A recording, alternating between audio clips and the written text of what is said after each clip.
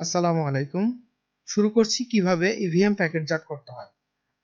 প্রথমে একটি কন্ট্রোল ইউনিটের বক্স নিয়ে কাগজের তৈরি শক্ত একটি কাগজ বক্সের নিচে অংশে দেওয়ার পর একটি বড় শোলা বক্সের নিচে সেট করে দিতে হবে। একটি কন্ট্রোল ইউনিট বক্সের মধ্যে স্থাপন করে কন্ট্রোল ইউনিটের চারিদিকে শোলা দ্বারা আবৃত করে দিতে হবে।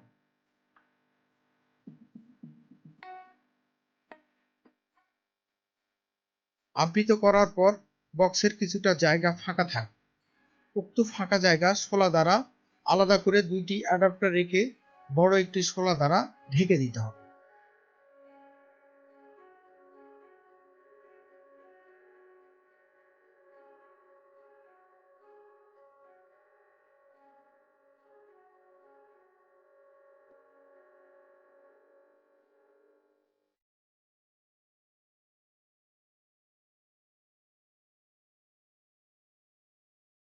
অতঃপর আরেকটি কন্ট্রোল ইউনিট একই নেমে বক্সের মধ্যে রেখে শোলা দ্বারা আলাদা ফাঁকা জায়গায় দুইটি 5 মিটারের কেবল ও চারটি 1 মিটারের কেবল বড় একটি শোলা দ্বারা ঢেকে দিয়ে বক্সের মুখ বন্ধ করে স্কচ টেপ দিয়ে সিল করে দিতে হবে।